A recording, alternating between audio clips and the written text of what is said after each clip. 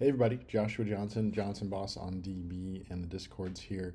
I just did a video yesterday recapping the weekend's World Qualifier tournament that I got third in. And one of the things that stood out to me was I wanted to show more about like when I was talking about some of the cards in the deck list and talking through the deck list, which was most of the video. I wanted to talk more about how really show more how those things actually play out. And I also realized that when I was reacclimating into Edison and GBs after not thinking about Yu-Gi-Oh for 15 years, um, the thing that helped the most was like some of like the actual play videos from like Jake Mattern and Murray. I think had a couple maybe, and so I had been debating to do videos anyways like this where I just reviewed some games and kind of realized that like these are really recent and meta relevant games in a real tournament, that this might be a good opportunity for that. So this video is going to be me going through each of the games on fast forward, trying to talk through like what I'm thinking as I'm doing things. I'm going to play cards up with both decks just because I think I know what the cards are at this point for both me and the opponent. So it'd be facetious to try and be like, oh, here's what I'm thinking without knowing what those cards are. And I'm sure there's some level of hindsight bias a little bit.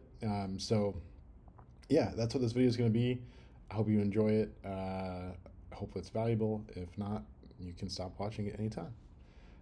So the first video I've got for you is a Blackwing value hybrid in round one. I got it queued up here. We're going to try to fast forward as fast as we can because if I do all this in one video, it's going to be a lot. So I opened Rhoda with no knowledge of opponent deck. I think Rhoda, Search, Stratos, Get Prisma is a pretty effective set one. We have like essentially a Prisma heavy Tiger play. It means we have an out to almost any board that any deck is going to put up early. When you also factor in Compulse to the equation, like if there's like a random Stardust or something like that, we have a solution for basically everything. So he T-sets back, sends Prisma back, which is probably the wrong decision there. I think with Cat and Tiger in hand, even if that was Raikou, it would have been fine. Looks like I did not attack into potentially Gores just because Gores would have been kind of annoying there. A little bit sad that we can't out the Necro immediately with Ready Ari because we had Ready Ari in field, but it's fine. And so, or I did attack rather with Stratos. It was just after the Ready Ari attack. So we bottomless the Shura, and then with the Tiger and the Ready Ari, we're able to basically end in an unbeatable board with our Compulses, because this deck, no matter what, we're going to have like a guaranteed turn skip with the Herc by doing this. So if you saw that, we Ready Ari'd to get the Necker out. He obviously has to chain it, and then we use the other Tiger from the Cat to go into Sekidor. We use the Stratos to burn the Necro negation, and then we attack. We're going to get 4 tags off this, and I believe to get another discard in hand in case something crazy is happening, we Murmillo, kill itself, and then Sekidor's tags are Equest and Laquari, so that we end in Herc with 3 cards in hand, Compulse set, and with Stratos. So we have an actual exact game on board against 4 cards that we just saw what he did last turn, so we're pretty confident that we can handle these 4 cards fairly easily. He T-sets, we just Compulse end phase, and that locks up game 1. So we go into game 2. We've got an okay open, kind of like underwhelming. Stratos again is good. It's just the perfect thing to burn into a back row here that's unknown. If he had bottomless, fine. This is where I think one of the best Stratos and just overall turns that happen with Compulse and Stratos. So if we're watching this one, I think he probably shouldn't have. He either should have bottomless the Stratos or just not heavied yet. I think because like losing going 2 for 1 on spells is bad, and obviously he got extra punished that it was Compulse. His plan was going to be summon Shura, Special Gale, have, and then end in Stardust, Silverwind, and maybe even Dad this turn if he really wanted to, or at least probably set up for Dad and not really quite dropping Dad yet, which would have been really good. I mean, obviously with Mirror Force 2 in the back end, like that would have been a very difficult board to break. The Compulses would have helped, but would have been hard. But instead, I just compulse. After already going +1 on Stratos, he just does 1800 damage. Stratos again is like, I don't care about this back row. With Stratos, I suicide. That's successful. And now, just card advantage wise, I'm in such a good spot. And if he's normal in Galen attacking, I'm pretty confident in my position. So this is just like throwing GB values at it. I'm throwing Laquari first because I don't mind Laquari in graveyard. I didn't throw Prisma because I would rather actual Laquari be in graveyard. Obviously, I could have dumped the like Prisma dump SDR, which is not terrible, but I also would have preferred tagging had that attack gone through successfully, which was the biggest reason, I think. So we're just going to keep eating. We're drawing a lot of monsters, so we're going to keep eating it. Once the oppression's live, I think we basically know we have game at this point. We can remove the oppression whenever we find it's convenient for us. He's obviously got some dead cards in hand. Brain Dad's pretty unfortunate. Once this goes through, we know we're fairly good. Eating the brain with the book there, really good. And now we're going to able to keep his oppression up, start special summoning ourselves, and end in Herc in this turn, I believe, is how we end it. And I kind of messed up the sequencing, but basically Prisma dumped a Laquari, and then Darius got one as well. So it was just an unbeatable end state. At this point, almost literally does not matter what he has, because I can negate anything that's going to destroy this oppression, and he can't do anything to get through Herc with the oppression up. So really good example right away, I think, of this is one of my favorite things to do against most decks. Blackwings is probably maybe the riskiest to keep oppression up, because they can do a lot of stuff through it, so you have to be aware of what you have to handle the different board states they can throw at you, even through oppression. But like, keeping oppression up is one of my favorite things to do. I think I do it a few times in the tournament, so we might get into it. So that was a Blackwing value hybrid round 1. 2-0 went pretty well. I think we got fairly fortunate. Made good decisions too. I think you're welcome to say if you think that's wrong, but did get a little bit fortunate, I think, with how things worked out. So we've got our second game right here, which is a value turbo game. We do get to go first. Obviously, this is a pretty good opening hand here versus value turbo. Again, we don't know opponent yet, but Gorgon's incredible versus value. We know that. Trapstone's incredible. Prisma Tiger combo in hand already. Same Knight's always a little annoying to draw. We don't have Cat right now, so we're not like we're not urgently trying to get it back into the deck. I'm very big on this Prisma Dump Laquari opening turn here, because the upside of what this looks like in just in turn 2 is just so good. So he doesn't have anything to handle this board at all, so he just has to kind of passively set. This is really brutal for him going second. So I normal Sam Knight to bait a potential torrential or bottomless here right away. Kind of confirms that there's probably not a bottomless or torrential by doing this. One of the reasons I want to try and get a trap out now is because I want to trap stun something before I have to Gazaris target, so that I clear all 3 cards. And so it doesn't always work out that way, but a lot of times that's what I'm thinking, because there's always what feels like to me a decent chance there's a summon interruption and a battle interruption. And so I try to get the summon interruption out to stun that, so that I can pop the other 2, because I also kind of will always assume this is a Raikou in 95% of scenarios. So nothing there yet. We pop the monster in the back row, we attack, it ends up just being another battle trap, which is fine with trap stun. And now we can end here. This is really interesting, because my favorite thing by far in this scenario, and probably what I do 85% of the time, is going to be Darius Equest, and you get the Bestie to hand, Laquari to field, and make Herc. The problem for me was I don't have Chariot, but I do have Solemn. So my easiest way to guarantee I'm not going to get really like stonewalled against like another Raikou, let's say, or like some sort of crazy effect that I can't stop, is to be able to Gazaris again next turn, and then have Herc on the game plan following turn, and just plan on my Solemn probably carrying me value wise enough. And then I also just seeing what this is. There's no reason not to ready eye this Raikou. There's no confirmations of value yet. However, anytime I see Raikou, I'm going to probably first assume it is value, just from an odds perspective. And Sork is one of the problem cards, because the way that I'm probably going to lose a game like this is it's going to be 2 bombs in 1 turn. And Sork is one of those ones that makes an easy second bomb. So that was the logic. He top deck score is obviously really bad in the GBs. He's basically toast at this point. Anyways, Tigering here didn't make sense because I already had 3 GBs. Tigering into like a Sekitor with only 1 GB would have been the move. But the Tiger wild card on the back end of already this really dominant board we're in is much more valuable than trying to push more resources into like the current game state for myself.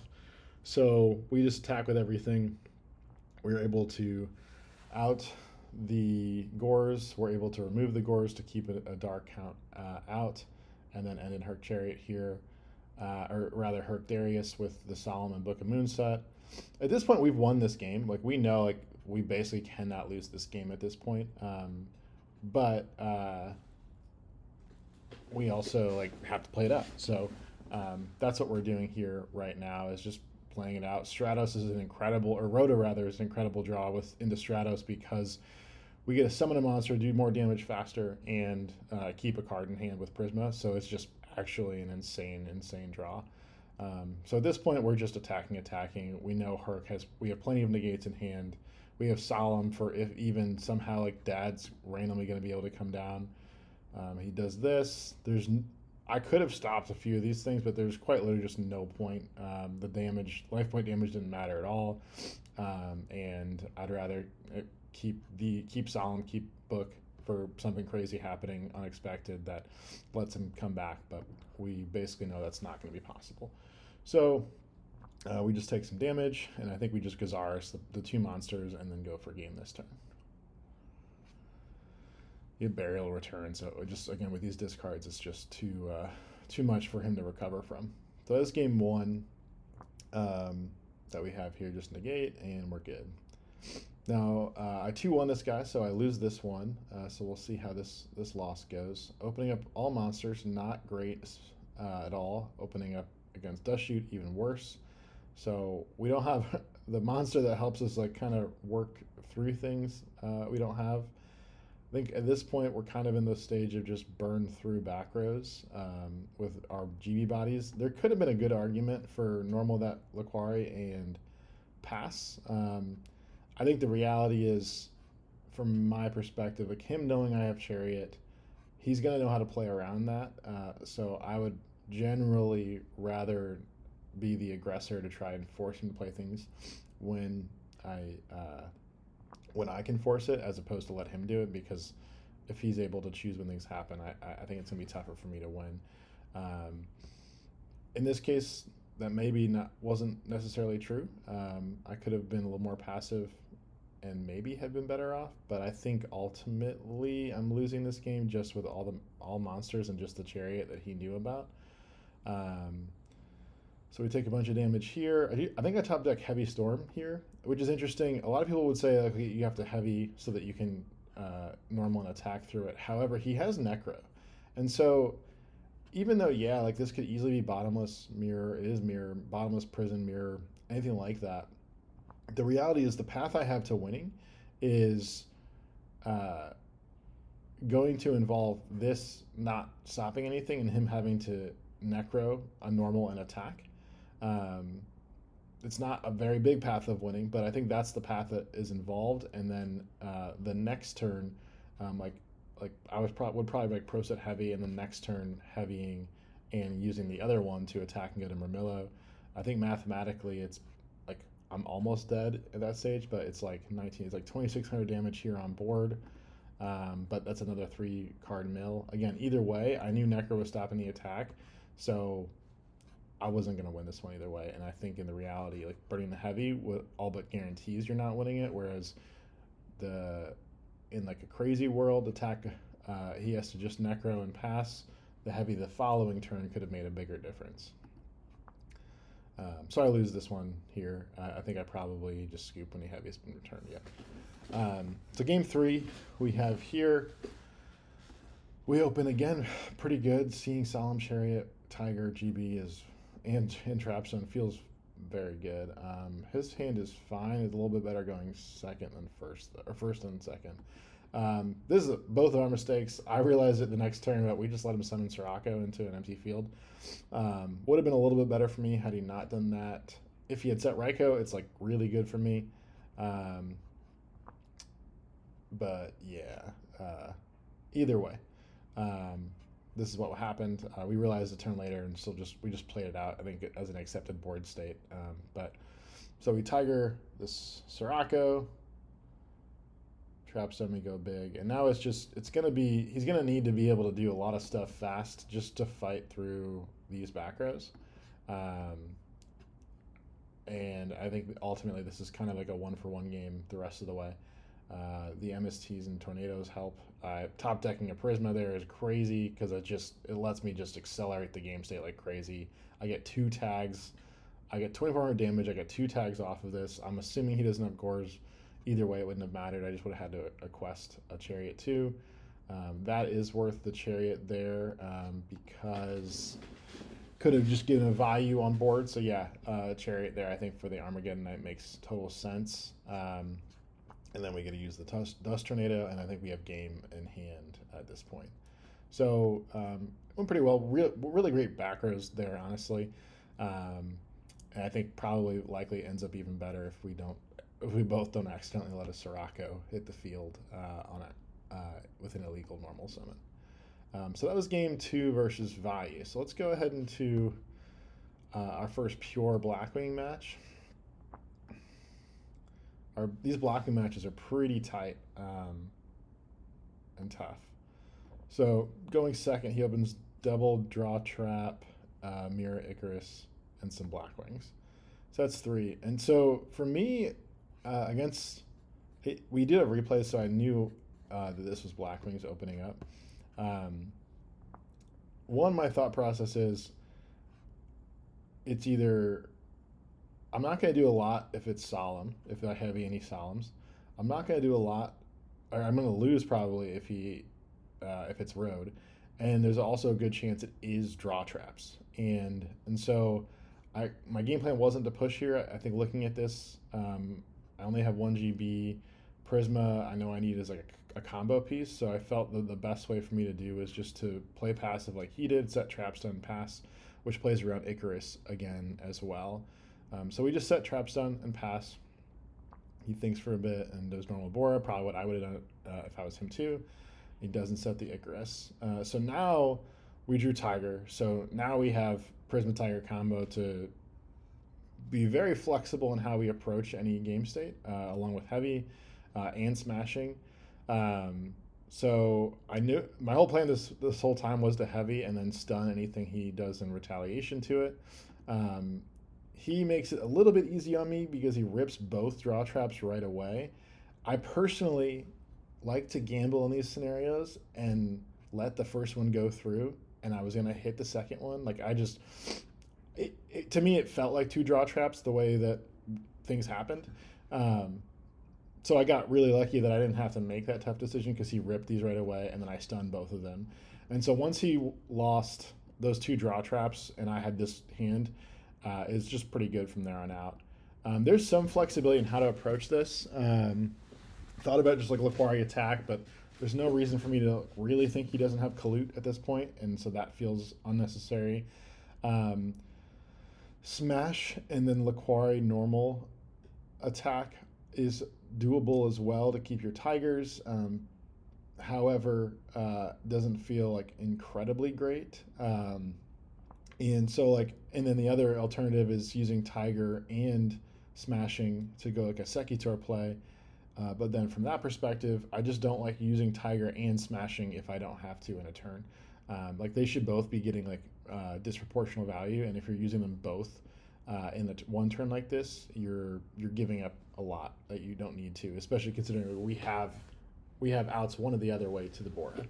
So this is what I did in the end. I don't know if this is perfect as I'm like looking at it now, but how I decided to play it to get a double tag to it with a Rediari and a Laquari as well to keep this out of the graveyard. So pretty good end board. Obviously, we're in an okay spot. I think we get a little bit extra lucky here too, because if I recall, he normals a Blizzard and attacks into the Mirror Force, letting me get the Blackwing off field, so we can't even set the Icarus really. This is a mistake. I realized as I hit the battle phase, I kind of realized I wanted to do it differently. I should have contacted Rediari and Prisma so that I could get an extra tag. I basically have one less card in hand as a result of that decision because I wanted to, I think, Rediari this card. So as a result, all I can do is swap Rediari and Laquari to go into Herc, and I think Herc at this point was my game plan. There was some strong consideration of staying wide there, like questing Bestiari, staying wide. Like if I had contacted and then like Laquari, quest Rediari wide with then Bestiari in field and smashing in hand, it was a pretty good end board and is only really beaten by Ashura. And again, Herc is kind of out vulnerable to Kalut here. However, I think him attacking with the Blizzard, to me, felt like he didn't have Kalut anymore. That's kind of how I interpreted it. Again, right or wrong, I don't know, but that's how I felt. So we ended Herc here with nothing on the back row. And ironically, we had what he had beat at that point. However, he top decks Gale. And so Gale Sirocco outs this even very well. And this game went from like feeling pretty good to kind of scary. Again, actually, kind of, I'll say this too. One of the reasons for the way I was going into Herc, I was kind of like in the back of my head, I thought he didn't have any back row because he hadn't sat. I should have maybe considered that he was just holding Icarus through the process because there wasn't a good time to use it. And so I was like, okay, even if they out Herc, smash Laquari for game is guaranteed next. This was maybe one of the worst scenarios I could imagine. However, because it is just a fake Icarus, smash plus any monster ends the game because I can just summon, smash, and then attack for game, even through the real Stardust. So got a little bit fortunate, I think, down the stretch there, but overall was playing from ahead. Fortunate, too, with the trap sense at the beginning as well. This game is the loss of this match. I believe I don't open or draw a GB in it. I felt like not drawing a GB.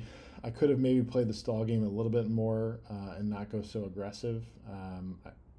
I think just like if I like right now in theory I could probably still have like 4 or 5 cards and just have played slower to try and keep the game state. I don't want to say simple because technically more complex, but keep the game slower in general so that I could maybe stall until I had a turn for like a better push.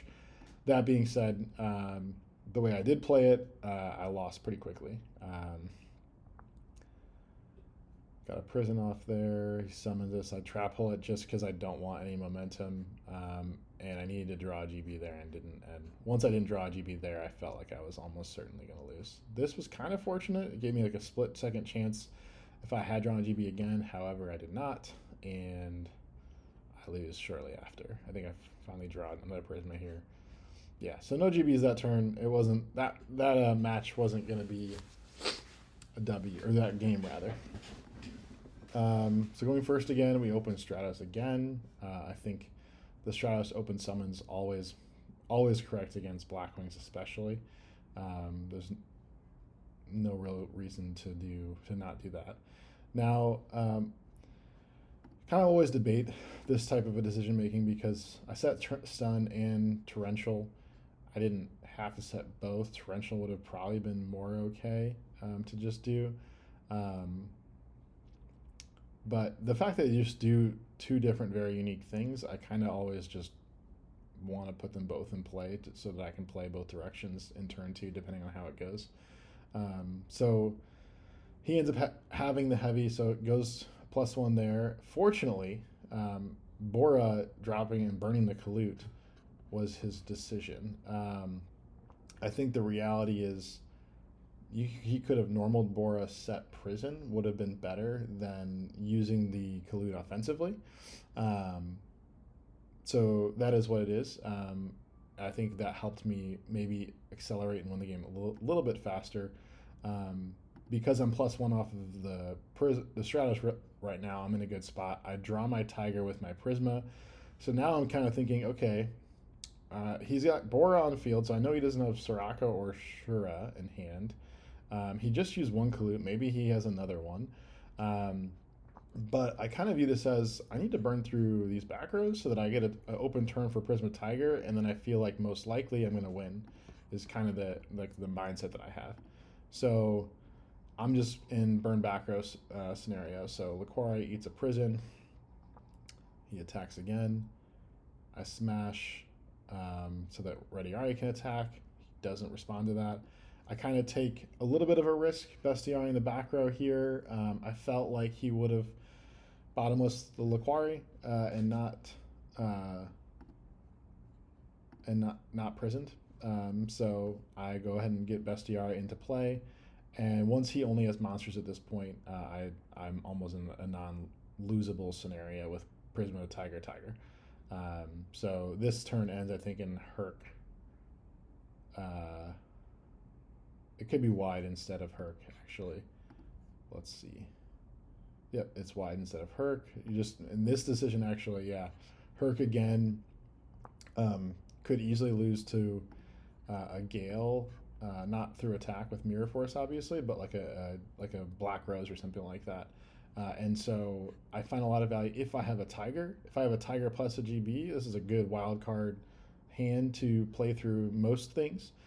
So I just felt like Mirror Force behind 2 GBs is better than, with Tiger and Laquari in hand, is better than Mirror Force behind Herc with Tiger in hand, was basically the logic. And I think that plays true against most boards. So he ends up doing this. He's communicating Kalut, which I do believe. I think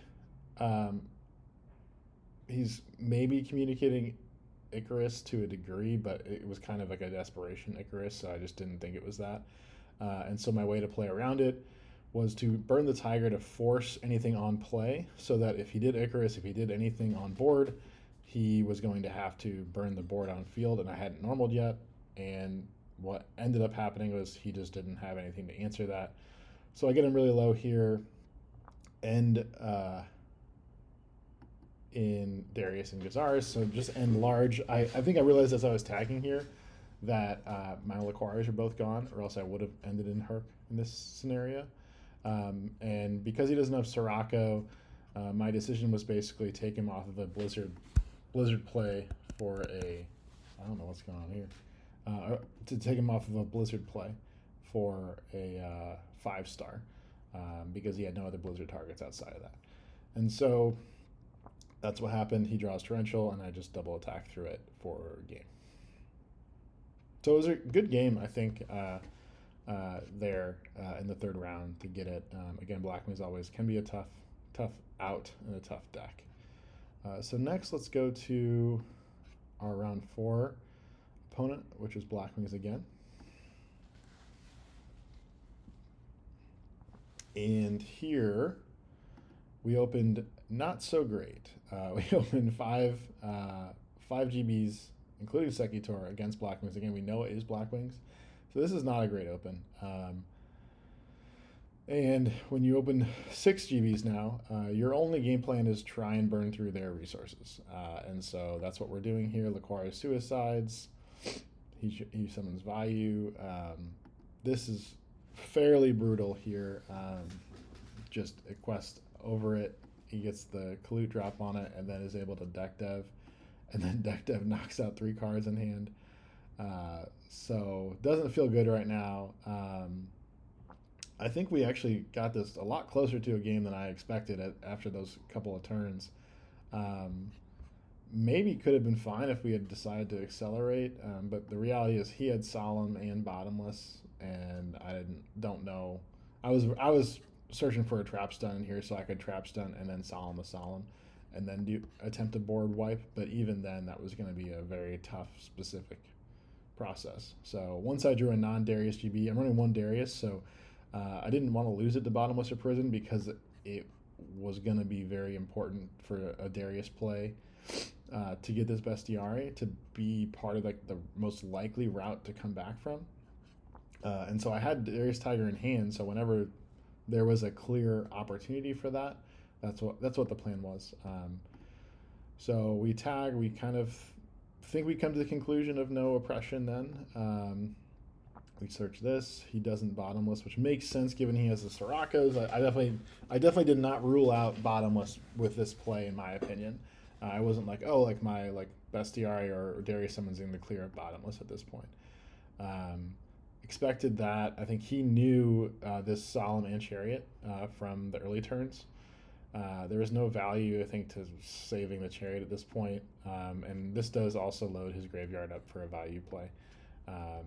At this point, I wasn't going to come back. I had a prison for one and this for the other, and I lose to the other one. This does resolve here, which is interesting, which was a surprise. I get Stratus again. I maybe could have gone Darius and attempted a more aggressive play here, but again, with Solomon bottomless, it just didn't matter what I had. I was going to lose anyways. So Stratos gets in some damage. It does restore some of the card advantage issues, but not when he summons Sirocco on this end. There's his trap stun finally, and I think that it gets solemn. Or no, I trap stun this. So the goal was, if this had worked out, if he didn't have solemn for some reason, like if he just had this road, the goal was normal Darius. He bottomlesses, I trap stun that, and then I chain link 3, call the Haunted on the Bestiari. And then that gives us an opportunity to make some splashes this turn. But we needed some very specific outcomes, and it just wasn't in the cards, literally or figuratively. So that was game one. I think we summon and scoop here. Actually, I think I heavied just after it was clear I had lost to prove to myself that he had the road, and he did. So we have game two, down a game. We have to win 2 in a row. Pretty good opening here. We know we can power set, which is pretty nice. We know we can stop an effect, which is not as relevant turn 1 versus Blackwings. But with Cat in hand and Chariot, one of our cards with double protection, I think I'm going to normal and then set the yard. Looks like I didn't set the yard, actually. I kept the mirror, which I think, now that I'm remembering it, I did that intentionally to maybe make him think I didn't have road. I think if you slowed this down, I paused a little bit on that last road set. So this was his counter. There's a lot of good arguments to do different things here. My logic for how I approached this was I kind of expected him to have oppression and maybe solemn. And I knew at that point, and Icarus, all these things are in play, right? So it's easy to say expected versus just the things he could have all punish this, and I'm not in that good of a position to work through even Icarus plus oppression is going to destroy my board. So because of that, I kind of get into the position of I feel like I need to do something as opposed to be patient against this. That could be wrong. You can maybe argue there's different options, but I didn't feel like being patient was good. So I wanted to be an aggressor here. I kind of feel like this is a losing position for the most part, and so I just chose to be aggressive and go from there. So we summon Cat. We go Cat into Sam Knight. I think importantly, we don't use Prio in this scenario. Which came out and actually mattered quite a bit in how this worked out. So we don't use Prio. I think it's probably a mistake on him not to do it, but he ends up, because of that, using bottomless on Sam Knight. And so We lose Sam Knight, but now we have our Tiger available to us to be able to tag and do something with our Questy, and we've knocked out a bottomless. So now that we knocked out one bottomless, I'm going to kind of assume he didn't open both. And I go ahead and bestiary one of the back rows with the intent then on the back end of a Gazara's turn next. Now, I got lucky and hit Salin, which was pretty awesome for me. I just passed. Now I have double battle protection. I'm definitely now in like the concern of if I'm going to have to Mirror Force, I'm going to hit 2, and if he has Road, he has Road. But that is what it is based off of what we have. I don't think there's a great way for me to play around that at this point. So he goes Shura attack, hits into the Mirror Force and doesn't have it. And at this point, especially because he didn't oppress anything and he didn't just Road, and he had no other summon interruption last turn, I kind of think that I'm good to Gazara's here freely. And he actually ends up scooping immediately. So I would say I was pretty fortunate to win that game. It didn't feel great. At least the fortunate from the cards on field didn't feel particularly great. But I think some of the decisions we made a big difference in the result, which is pretty nice. Always good feeling. Again, here I open heavy against 2 back rows. Stratus is showing us another good example of we don't feel the need at all to rip heavy here. Like if this was a GB summon, we kind of might not quite yet feel the need to rip the heavy, but it's more likely. With Stratos, we just don't care at all. We just say, okay, Stratos is going to go +1. If it gets eaten by something, it gets eaten. And we go ahead and conserve the heavy. So I search Prisma and attack. It's a Rika, which is great eat to us. We get pretty fortunate with this mill coming out and that knowledge. So he shows us a draw trap, which he kept in game 3, which I pretty heavily disagree with. And then comes in and sets 2. So now I know that he has Road in the deck. Obviously, I know he has 2 oppression with Blackwing's games too. And while I, at this stage, didn't 100% know that that's what we had here, I'm certainly like recognizing that I auto lose if this is a Road. And I also recognize that I am maybe in a pretty mid spot if oppression is able to stick as well. So the only counteraction of this, and this is how I play this game very intentionally, is if I think he has Rodent Oppression, then I know that if he gets his oppression live, I can safely heavy. And so I can play, and because I have all these GB bodies, I can play to interact with cards, do some damage, and find the oppression intentionally, knowing that once he flips oppression, I could then safely heavy. And I have Cat as, like, again, the wild card on the back end of heavying once I can do this all safely to take control of any kind of game state we end up in. And so that's what I'm thinking in this turn, is figure out what these cards are, identify or confirm maybe the oppression or road are back there, and then with traps on heavy, like, figure out the best way to take advantage of that. So we just go Prisma, dump, Bestiari. This is with the intent of setting trap stun as a follow-up, so that our next turn we just are able to go Cat into Darius. We go trap stun, Cat, Darius, and then blow up the field. He lets this through, which is notable. Obviously, it could mean he has Sirocco in hand. Also, could mean he just doesn't care. But I think in reality, if you have 3 back rows and any 2 of them are like summon or attack disruptions, you're going to burn it in this case. So I kind of thought, okay, he doesn't have 2 and maybe he just has 1. And then I set trap stun, and that gets MST'd immediately. So I'm kind of like, okay, maybe 1 battle interruption or something like that, or maybe just nothing. And I start to really kind of believe that that's oppression and road. And then normal, again, especially with all these bodies, I kind of just like, I want Marmilla back in the deck if I can get it there. If this eats Torrential or something, it's fine. He did do a think here, which he didn't have anything to do yet. But it made me think he had maybe Torrential at that point. Either way, the move then was to attack. I feel like I rule out Mirror Force. I probably rule out Torrential. I don't rule out Oppression here, even though this Murmillo is tagging. He knows my Bestiary is in the graveyard. So I kind of took the perspective of I cannot lose Darius, or else my cat cannot fulfill like my actual big smash turn. So I am not coming to Darius no matter what, letting him oppress that, because then, although I still can resolve the heavy storm, then my cat is really quite a bit like more neutralized in what it can actually do at that point. So I just Murmillo, he's good with that, and then I just Equest the Bestiary back at this point. I could have gone Laquari. I don't think that would have been terribly wrong.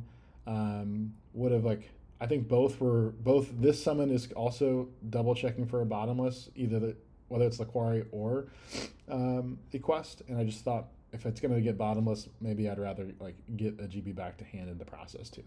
So he didn't. So I've kind of just ruled out everything that I think is not road and oppression to some degree here. Maybe Solemn also still back there too. Like that, those are kind of what I'm thinking. I'm talking through this game too a little bit more because I think it's fairly nuanced gameplay that made a very big difference in the end result. Because I don't think I'm winning this game if I play it outside of this exact way. I did get a little bit fortunate, to be fair, in him not drawing like Shura's in this process and whatnot. So this turn I dump my Laquari and just go back into attacking. The Icarus there 100% made sense. So just ate that for what it was. Now we have the first 5-star. Go ahead and bottomless this because I had no way of taking care of this well. Without special summoning with Cat, and then again, like I basically have then no way to take care of it because he would have oppressed that. So I felt like the bottomless and the Android was a requirement. Again, at this point, I'm like, I know I could just if heavy carried, I'd win, but that wasn't all that likely. So Laquari comes out and gets prison eaten. He then has another Blizzard. As he's summoning more Blizzards too, I will say that that's further confirming my thought that he has oppression, and the reason that he hadn't used it yet in the Murmillo turn was because he had Blizzards, and he knew that he was like fully dead on board if he had activated it, because his Road would have been dead and his Blizzards then would have been dead. And so I've kind of gotten to the point in this game like I'm like 100% confident in these two cards, and obviously we know he's not summoning Bora or Shura, which is again fairly fortunate for us. So he goes into Catastrophe here. This is an incredible top deck for us because it forces him to finally flip this oppression, which getting him to flip the oppression on my turn without using my normal summon was awesome. So at this point, I'm like, I can't really go for game immediately here specifically because Bestiary is in hand. I can't make a huge splash play. I do want to take care of Catastrophe, and I probably shouldn't have done it exactly this way, but I'm telling you, I was 100% certain this was Road. So I had the time Book of Moon this Catastrophe, and I just Bestiary attack it, and then I end on this board again because Oppression is now working in my favor heavily because I can remove it at any time that I need to, outside of this being exactly Solemn, which maybe it could have been still. And I'm just not threatened knowing that I can rescue Cat into Gazaris next turn no matter what he has. Again, I get fairly fortunate. All he has is set value here, and I have the heavy play. He roads, I oppress it. And now this should have been game. I missed it in a small, it didn't matter all that much card advantage wise, but it should have been Cat, summon Cat, Darius, summon Cat, Samite Tiger, Samite into Darius, get a quest back, and then it would have been 4,100 damage. Instead, I just normal Secutor and don't do enough damage, but fairly unlikely for this to matter anyways. But it wasn't irrelevant. Like it was certainly a notable incorrect thing to do the way that I did it, and fortunately didn't cost me. It wasn't likely to cost me given Cat into Murmillo and attack would have been game regardless of losing anything on board. But again, just a mistake there. So I win this turn, fortunately. So that's the fourth round, another Blackwing matchup that I thought was a good. If there's any match to watch, there's maybe another Blackwing match later in the tournament that is also really good. But if there's any match to watch, I think you could. I don't want to say you can learn from, but maybe a match that I would have played differently a year and a half, 2 years ago, that I think I would have lost because I played it differently. So here I played Gioki, who I think won the event. I played, I think, 6 of my 8 Swiss matchups topped, which was pretty crazy in the end. So I've got a Hero Frog matchup here, and he's got a Sidra main, which is never that great. Do open the Rhoda and Cat again. Cat was the theme throughout the day, as was Rhoda Stratos. So I definitely drew well in the tournament. This move felt not great, using a book on Sidra, especially because he could bounce the Sidra. I wasn't too worried about Sidra as follow-ups, given what I had in hand. However, I think my main logic was I want Stratos. Basically, I felt like I was going to have to end up booking the Sidra anyways on my next turn as a way of unlocking these cards. So my logic was, if I'm going to have to do it next turn, I might as well do it now, save Stratos and save the damage.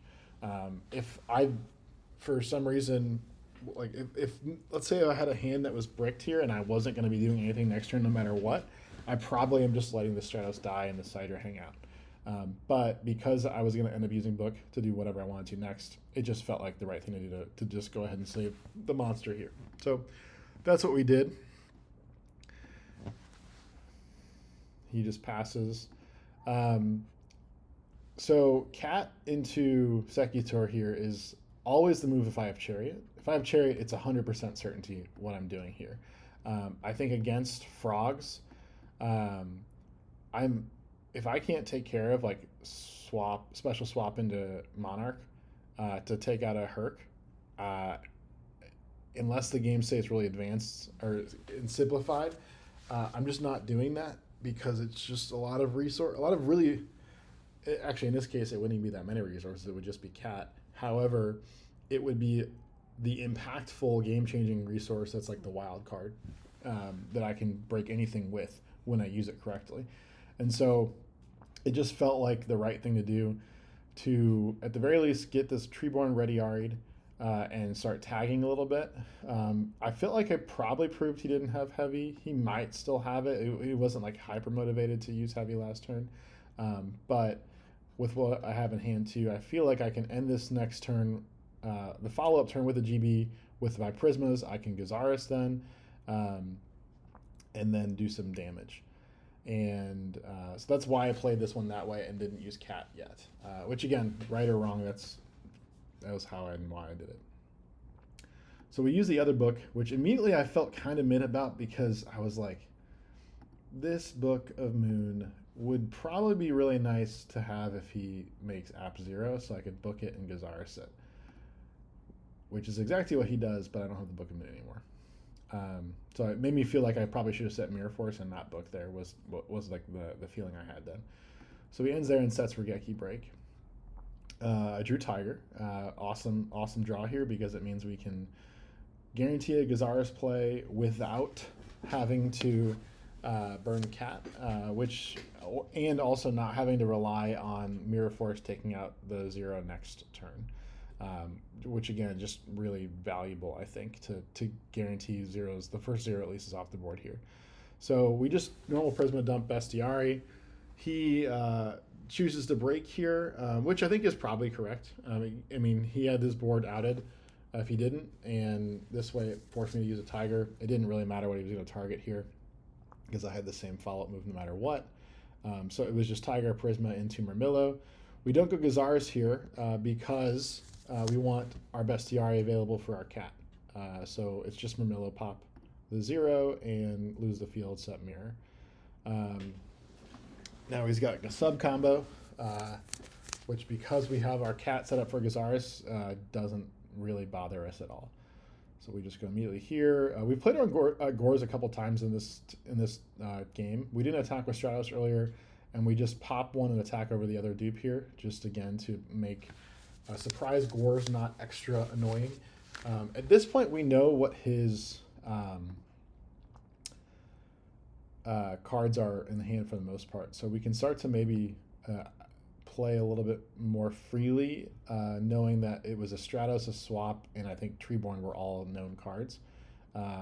So a little more flexibility came into play then.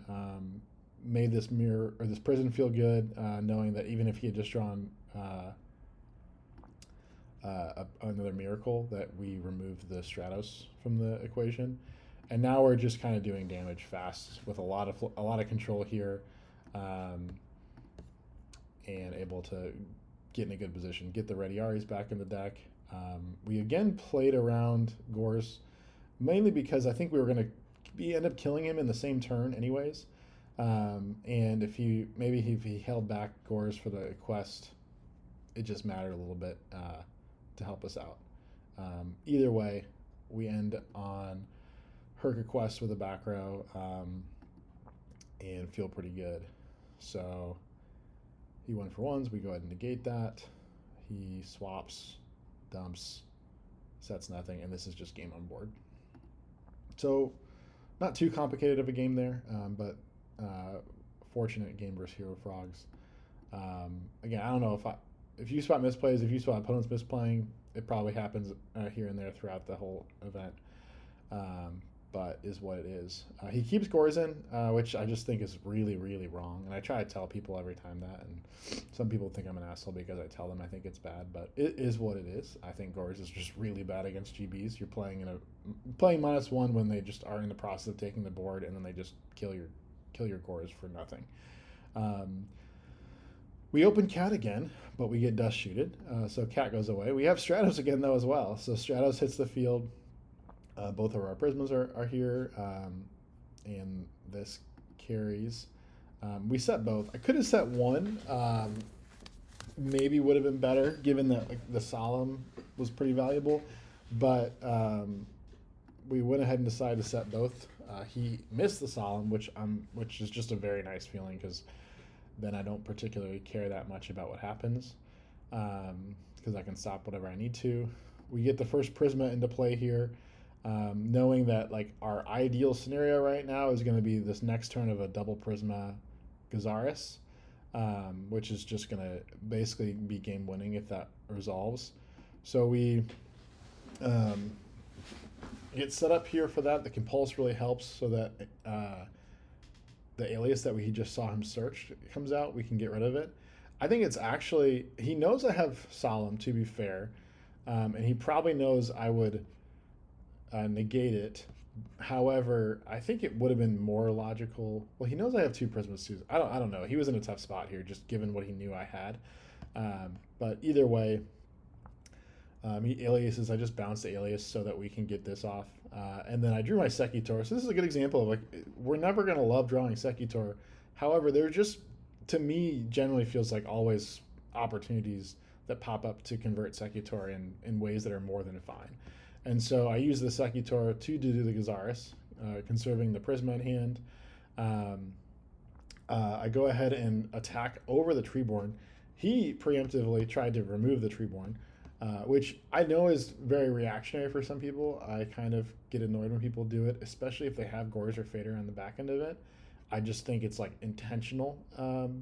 It comes off as very intentional and malicious to me for people to proactively do it, especially when I've played around Gorz like 3 times already in this match.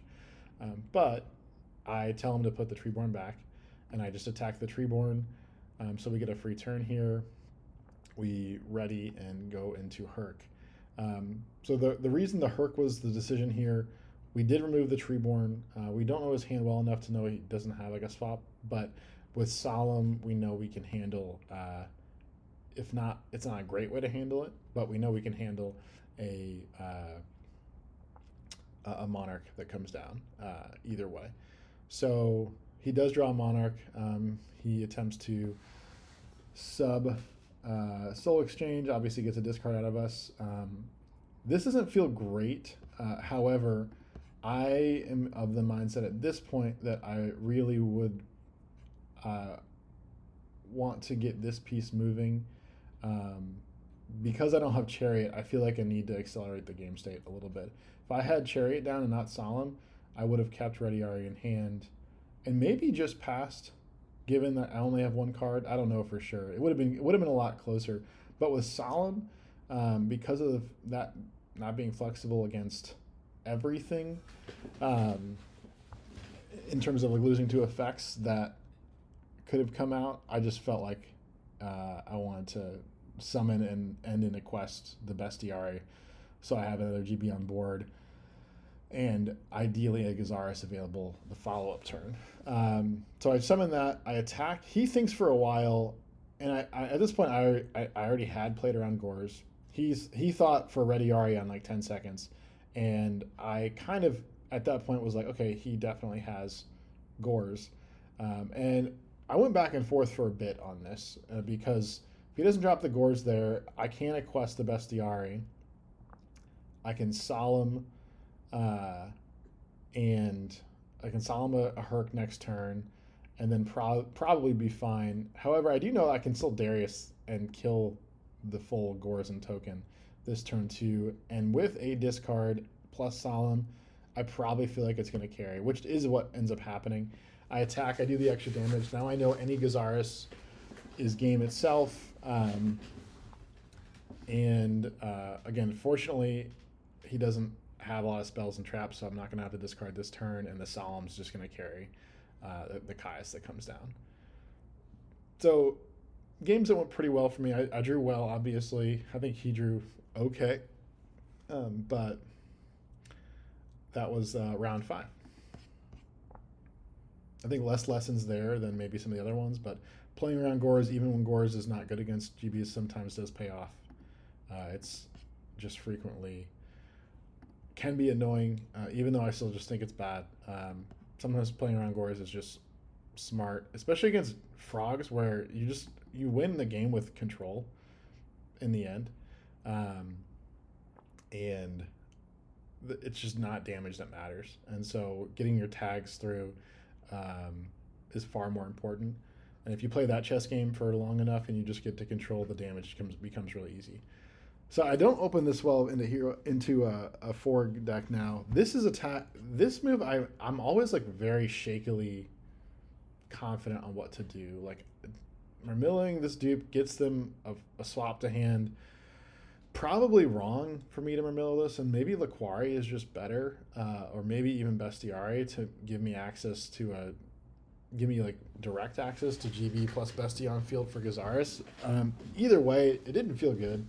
I don't know if I know exactly what to do there. I think Laquari or Bestiari is probably better, assuming that like this deck can special a swap and then get sub out in the turn no matter what. And I don't have Chariot, so I think this was probably an incorrect move. And I just set one of my books. I do think setting one book is probably correct. However, setting both would have been really great here, and I think it would have given me a chance to maybe win the game. I don't know for sure, but he ends up doing a giant combo here. It's not like the full smash combo. I think because the death was in his hand, he couldn't go all the way for game. So it's like a lot of damage, and I do drop Gores, but every way I cut it, because he gets into flip-flop here, I don't think there was any way for me to take care of and win the game, because no matter what happens, I've got no way of killing this flip-flop this turn. If I had like Prisma and Tiger, then I win this game. But I just couldn't figure out a way to win the game here. If someone watching this says, oh, here's what you could do to win, let me know, because I'd love to know. I thought for a while and I just couldn't get it figured out. Started the process just to visualize it, but I was just like, nope, I can't win this one. The double books would have been great. So we opened good here again. Some awkwardness of Darius in hand, which I think is really important,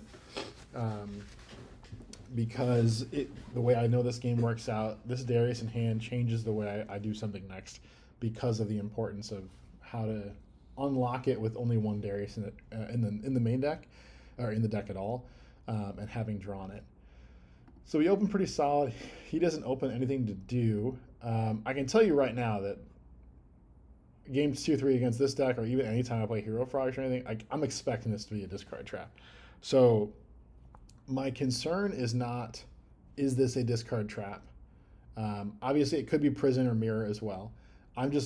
My first assumption is going to be discard trap, is just how I think about it.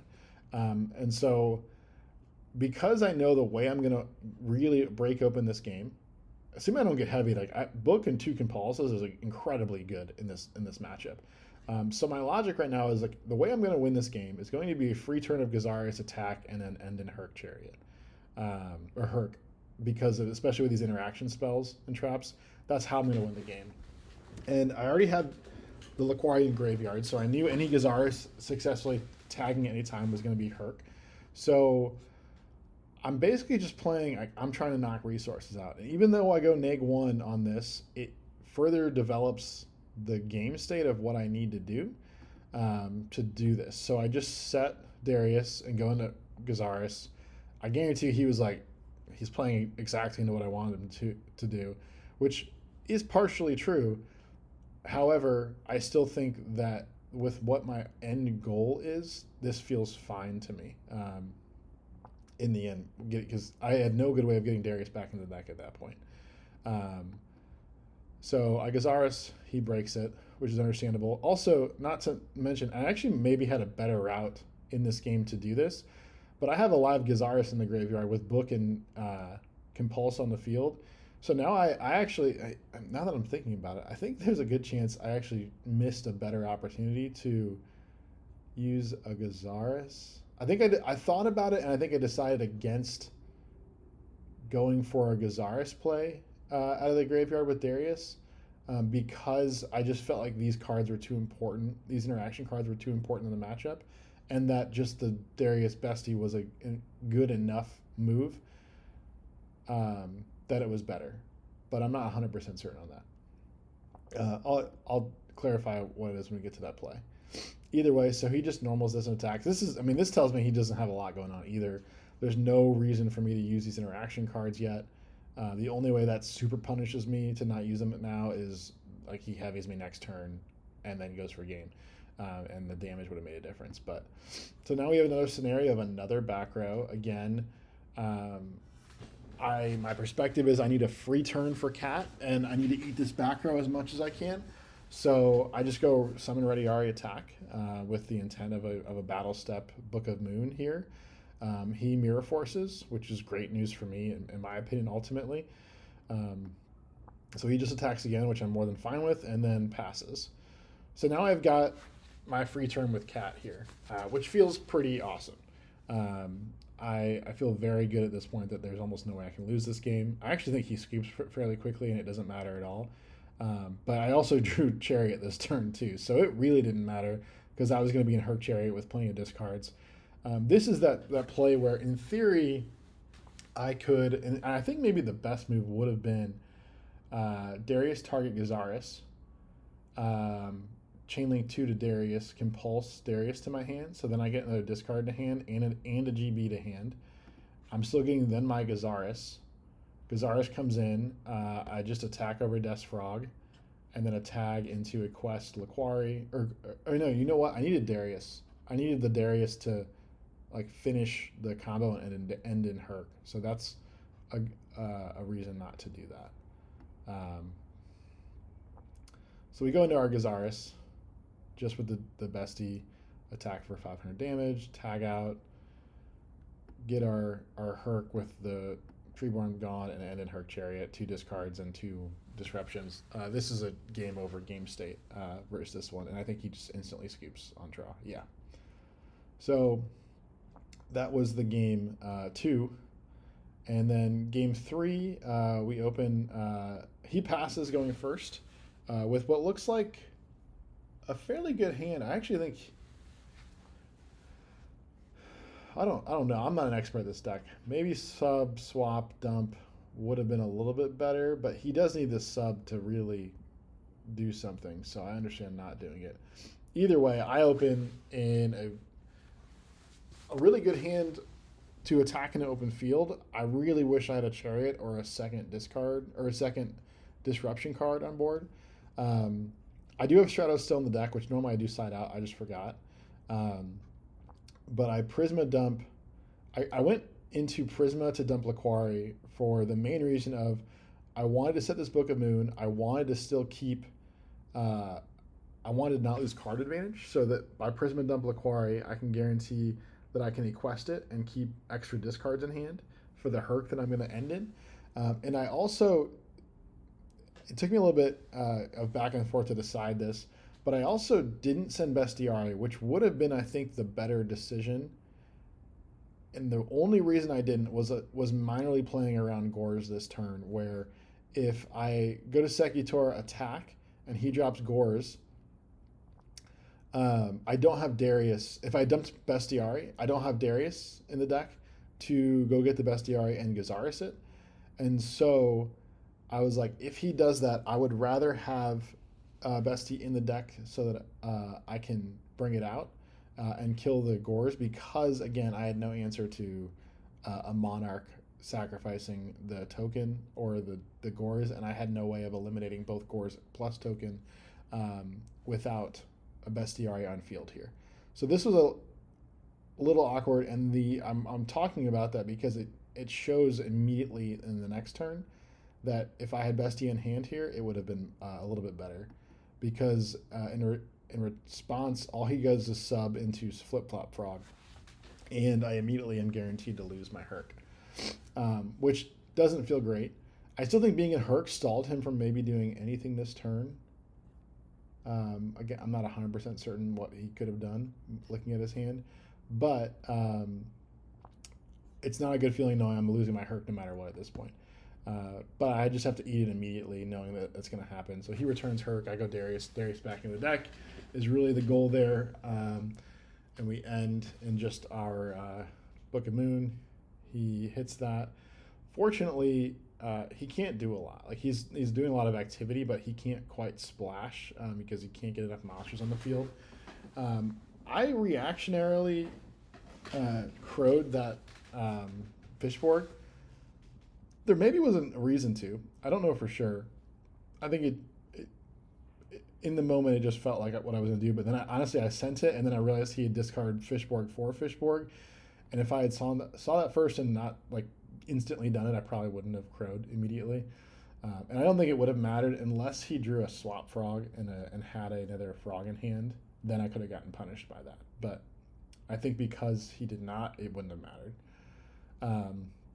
So this turn's pretty easy. I could have torrential in this process. I feel like there just is going to be more value for the torrential at some point in a more developed game state, where as soon as I know the torrential resolves, I win. And in that one, I was like, I could easily lose still if I torrential here. So we got a double Rediari turn here. A little bit annoying because we can't take care of the last Treeborn yet, but still mostly fine. It doesn't really hurt us to be in this scenario right now. We get rid of the dupe. He was going to get that search anyways at some point. The best part here about having this torrential, so this is the turn that we end up torrentialing in. He has to just commit a ton of resources to this process. Resources, time, and kind of focus of what he's trying to do. And in the meantime, I feel like it essentially means I can just take care of whatever we need to. He has to do another discard. So he uses Pot of Avarice. He uses Foolish to get to this stage. I sit here and think for a few seconds just to confirm what I want to do. Because I have Compulse set, and I debated the Compulse. However, every way I cut it, if I had Compulsed, I was going to end up having Torrential anyways. And so it looked like he was going to Black Rose, which loses everything. And so using Torrential was the only way I don't lose everything. I keep my Compulse, but it still nukes his board, and he's down to 2 cards versus me drawing into 4, which versus Forgs is just, or me drawing into a 5th card, including the Compulse. And I think versus Forgs, they need a lot of cards to win. And so it's kind of just at that point, a war of attrition game state where you're going to win. So that was his normal. We don't go for Murmillo here. We just go to Rediari, this Fishborg, because the only threat this deck has right now with this few cards is a Fishborg play. And so just Rediariing the last, or maybe the last Fishborg. We don't know if he had 3 in still. But ready-arring the available Fishborg was going to be pretty backbreaking for them.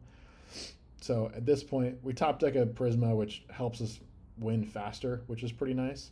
I'm not worried about Gores at this point. It seems like fairly proven to me he doesn't have Gores. We see him search the flip-flop, so my strategy is I want to have a quest for a main phase 1 Bestiarian or Gazaris next turn, and he scoops before we get there, knowing the future there. So that was a Forg matchup. I think a pretty good games. Again, a little bit fortunate, I think, for me. In game 3, he didn't see a sweeper. I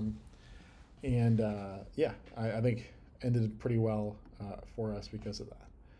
So next we have our round 7 matchup versus Scrub Life, or Scrub for Life on a Bird Flu Vayu Virus deck.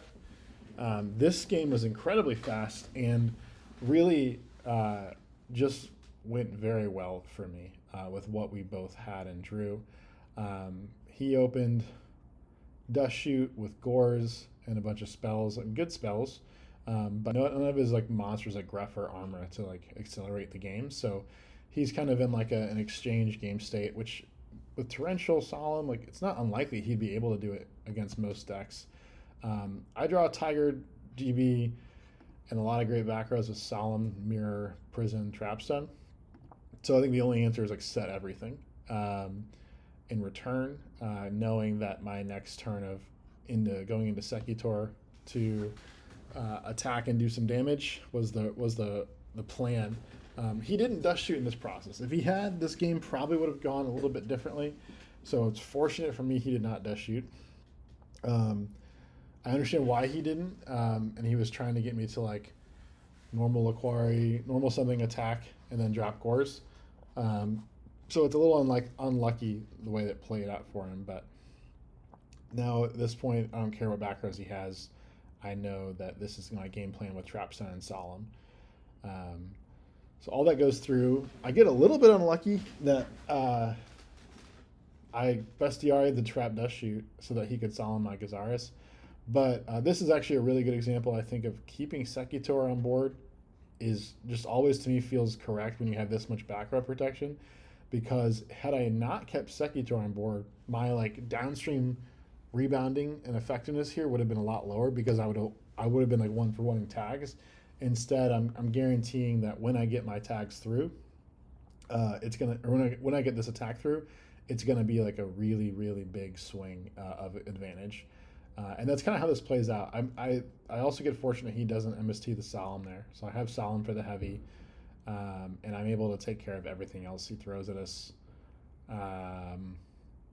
Yeah, I mean, it was pretty crazy. Like, perfect cards to match what he had there across the board. So pretty crazy results there. I say GG here, a little bit facetiously. I don't know if he liked that humor, but there's a literally 0% chance he can win at this point with one card being drawn, especially because we know he doesn't have Rykos in the deck, so is what it is. So we go to game 2, which is kind of similar in the end. I open Tiger, GB, and Heavy to take care of this bottomless, and so in the end, I get to go into Herc with Chariot set behind it, and I debated a little while here for if I was going to let this Greffer walk. I think the reason I decided not to was one of my only lose conditions in this game state was going to be a Brio play backed followed by a dad. And the only way that felt like it was even remotely possible is if I let this Greffer resolve.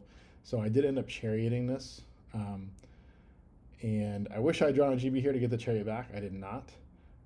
But still pretty okay game state with Compulse. It's kind of Compulse and Book are kind of Chariots light.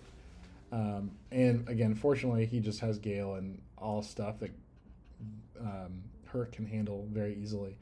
So he does Gale, he halves, and then sets the yard. I was pretty confident there was no Solemn based off of how he played the turn before and not setting. He would have had to just drawn it.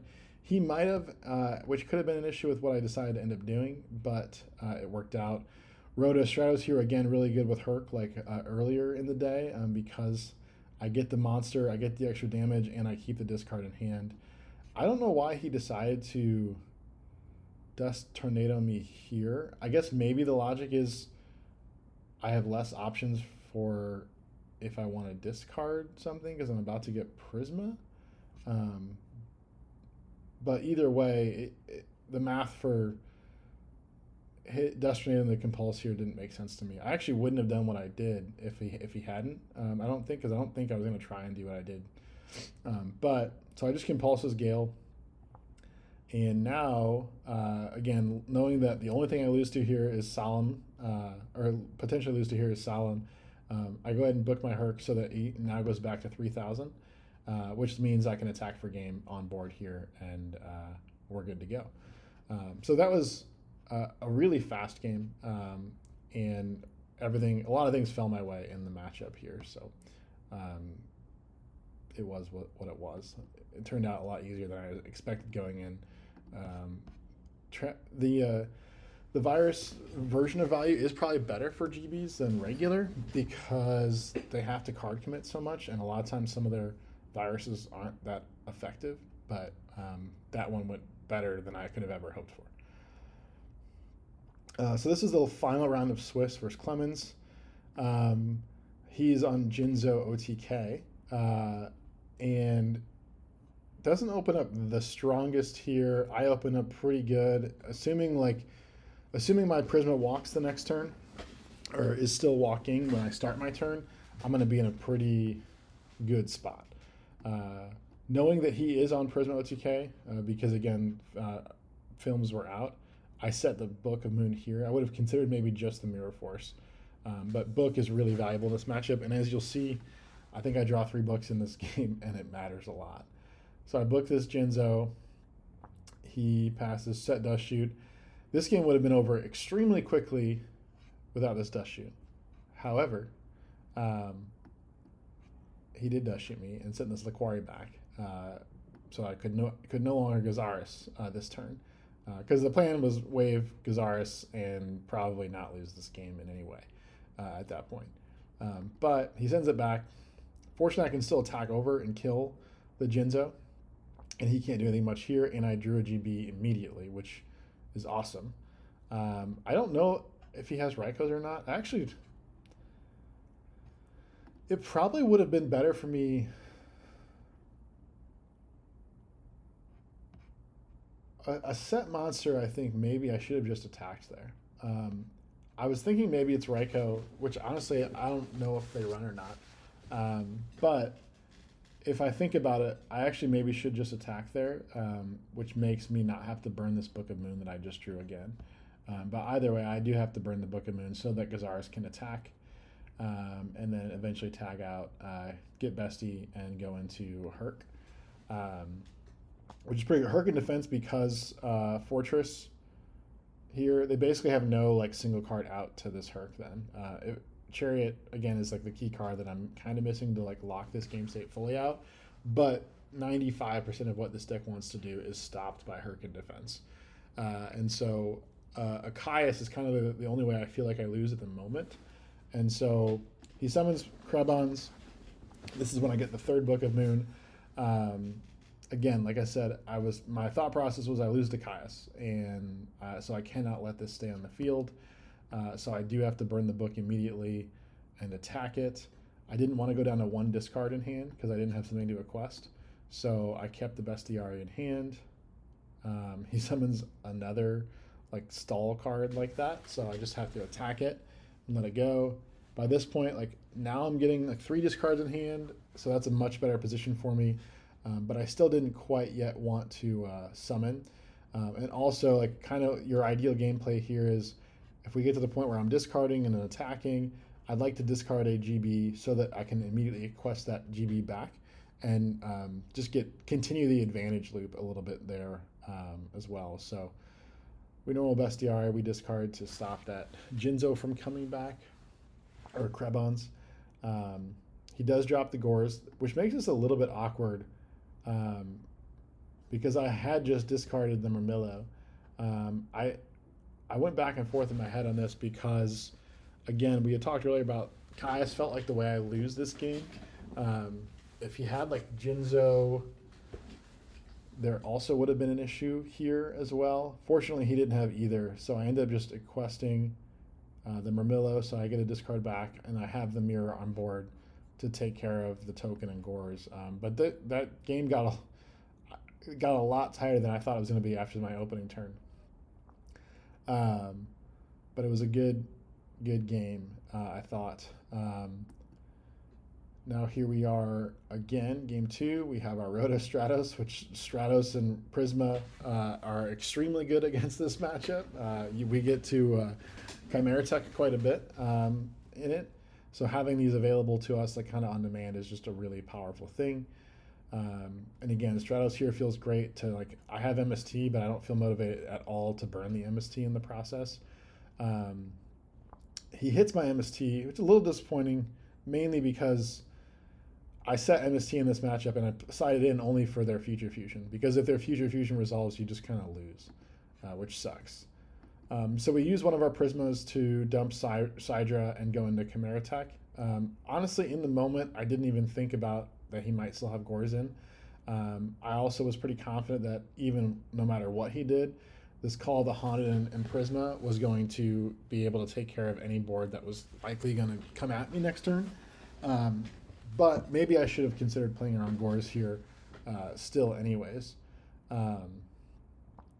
But the Gores comes down, and he chooses to summon Breaker and not Caius, which I understand, I think. I think both ways, Breaker is about as good as Caius and doesn't take care of the token. Knowing that my Call of the Haunted is the key card here, I can't risk Breaker targeting it. So therefore, I have to proactively Book of Moon the Breaker and not let it target. So I just book it on summon, take the damage here, no big deal. And as soon as he doesn't set anything, I know that I have the game pretty much won at this point, because I am going to be ending in Herc Chariot, which is very good, obviously. Had he set Torrential, I think there's a good chance I still end up winning. However, it would have taken a few more draws and like things to occur, and it would have been up in the air for sure. It would have been closer to 50-50, whereas without the Torrential set, I think it's like a 95% chance I'm winning this game. So I get the other Prisma back so that we can dump Laquari and Bestiary in the graveyard so that we can get those 2+1s on this tag out. So I pop 2 of the cards, I attack the Breaker, and then I just go Darius Quest to get my Herc live and my discard back to hand, and I set the... Oh, I didn't set Chariot. Oh, because I already had a Chariot set, that's why. So we already had Chariot. Again, so a very good position at that point. And also at this point, we probably could have with 2 Chariots in hand, and we didn't really need to be this conservative, but took the perspective of like, maybe I could see me losing with something crazy happening with Herc in attack mode. I don't see how I lose with Herc in defense with the Chariots available. So that's why I played it this way. And it turned out to be a DD Assailant, which I just Murmillo here, I think. Yep, I just Murmillo it to keep it off the field. And this is game now because I can attack Chariot and then redirect and then attack for game through everything. So it was a good final round of Swiss. A lot of it, obviously I drew well. I think it is a very GB favored matchup by a lot. So I always feel good in it because if they don't truly hit their like top like 5-10% hands, it's just hard to lose some of these games. He didn't see a gear frame in the match at all. I think the only Machina card he saw that I recall was a Force, so that's interesting. Again, so I will say I got kind of lucky, but I think ultimately still the matchup just tends to be GB favored because of the Book of Moons and because you can get to game states that nothing their deck does kind of naturally can win through. So that was the last round of Swiss. So we did end at 8-0, like we said, in Swiss, and then we had our top 16 cut starting here. Unfortunately, top 16, or we didn't get to the final, so we just have 3 more matches to go over. But this is the top 16 match against North Pole, and he was on Machina Turbo, pretty standard with a Cyber Valley in the deck as well. And we went 2-1 here. Look at this Rhoda showing up immediately again with Stratos. Now we don't have Sidra in the main, so this Prisma, while still good, is not as good as it is whenever we have Sidra available. But we do get the Stratos open, which is a good start for us. I have 3 monsters, and so I feel like summoning the Equest is fine there, even into, especially because he had a monster on board, like a Torrential or something. Like, it's not great, but I just felt fine for the most part. He chose to prison Equest, which makes sense to me. And I start setting a little more aggressively because this deck could do some damage if I have no sets and he just decides to like go ham with gear frames and whatnot. So we exchange okay there. I summon a Prisma. He bottomlesses. He draws another bottomless, which really throws me off here because I put my Sam Knight into it next. So this felt sad because now I was like, okay, now I really need to draw a GB or I'm behind badly fast. So he just kept drawing flip effect monsters, which was good for me. I think he does draw. I think he has a fortress. Yeah, he's a fortress engrave already. So he had a fortress engrave. He dumps force for it, and then I mirror force, and he solemned it. So the solemn actually almost like gave me a chance because of damage, because I did have still have a prison for the fortress. So I still prison the fortress, and I top deck a GB. Which goes directly into a quest to get the chariot back. So now quite a few of his top decks are pretty bad. I will say gear frame, if he doesn't know it's chariot, is not terrible. However, he knows just chariot, so even gear frame just attacks over. But outside of that, there's not a lot of things in the deck that are going to stop this. And he draws brain control with the Cyber Valley in hand. So he goes brain attack and then Cyber Valley and then draws 2 cards while I lose my monster. And that was a very big swing in the game and really decided the full result at that point. I think I stalled for a few more turns, but it did not matter. I was losing after that happened here. So I forget exactly how I lose rather, but it's not particularly good. Compulsing the hamster did not feel good. Yeah, he needed to summon, and he was losing.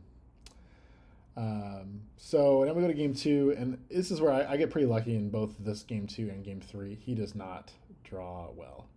I opened summon with the bestiari because against this deck, if you can chariot a gear frame to open a game, it is so valuable that I will put any GB on board with a chariot. I don't care if it's Secutor, and I don't really have ways to protect it because gear frame summon and die to chariot versus gear frame summon and search is such a big difference in the deck. And so I'm always going to do that.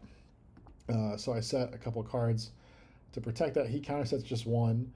And I just decide to attack. Because I have Compulse set, I can Compulse my Bestiari. This is also why I set Compulse. Like if you did like the Brain Cyber Valley thing again, I could Compulse the Bestiari and not lose it to that. But because I have Compulse, I just freely attack into the back row. It's bottomless. I think I choose not to even tag because it could be bottomless, and I kind of want the Bestiari on the field for when I draw a GB. And so I just decided to go ahead and set some more cards so that we could walk through some more of the deck here. Probably a little over aggressive on the set, but again, I think I kind of look at it from the perspective of I drew Trap, Dust Shoot, had the Chariot, had Compulse, and then also had Stun. So I'm basically saying like I think my move to like really take advantage is going to be next turn, and with the Dust Shoot of the Knowledge, I hope for that to be good enough. Again, it loses to heavy kind of bad, so you can make arguments it's not great. I think Cyber Valley I think Compulse Bestie, Cyber Valley or Cyber Dragon, and then normal the bestiary is a really good rebound available cards into the deck so that they do go aggressive. I have Chimera Tech there, but it's still pretty aggressive. Now I does shoot him, and his hand, he just drew Fortress, and his hand was Pot of Avarice, Force, Compulse. So at this point, I basically am just like, I cannot lose this game. I have trapped Stun Down and Chariot. I don't, and Compulse. Like, I don't know how I lose the game. And so I kind of play the rest of the game that way. He chooses not to set anything. So I'm kind of assuming this is Bottomless Torrential, maybe another Compulse at this point. And with Trap Stun Down, I drew Tiger, and that blows it open because it lets me go immediately into Herc. We both know that I know his hand, and I think he scoops almost immediately after this turn because he knows he cannot win. He just, oh, he does. We do go a little bit. So we Chariot. We know that's Compulse, so we just go Quest our Chariot back, and then end the turn. Again, it's just unwinnable game for him. And he drew a third Pot of Avarice. Maybe of his first 9-10 cards, like he drew 5 of the worst ones you could ask for that early. So this game's interesting too. It's like he doesn't draw terrible. He does mill a Fortress, but it's never quite enough, fast enough. The fact I dropped Gores here allows me to, and he had milled Torrential, so that was the other important thing. I dropped Gores and he had milled Torrential, so I knew I could summon into anything, and that even if he had the mirror, which he did end up having, I was fine with that. So he gets in his, I'm going to draw as many Pot of Avarice as I can again. I try to Trap Stun so that I would have won that. On that turn I would have won. If not fully would have won in terms of being an unbeatable board. But he does have the Solemn for it. So in this case, I just go ahead and say I'm going to just try and attack for damage. He does use the Mirror Force then. I keep Gores in defense. He tries to brain control Gores. I think in this, I've gone back and forth on this type of stuff in the past, but I think braining, no matter what, if I have Solemn set against Brain, I almost always brain the Brain, because I think usually if I don't stop the Brain, I'm going to stop whatever they're going to do as a result of after having the Brain. And then at that point, I oftentimes lose my Gores. So, or lose my, whatever I got brain controlled. So obviously it's not like this crazy concept of Solemn Judgment of brain control, but it was really big here. He would have done a Cyber Valley play again to get draw 2. And I would have been in not so great a spot. So he just flips Cyber Valley. Again, because Torrential Mirror's gone, I get to kind of more freely summon the Darius and attack so that which he bottomlesses rather. Cyber Valley removes itself to solve for a turn. I got really nervous when he MST'd my prison there because I was like, well, I just put my Gores in attack. So if he drew a Force, he can out my Gores, and I'm drawing to something. I need to draw my wins instead of like what felt like I had my wins the whole game so far.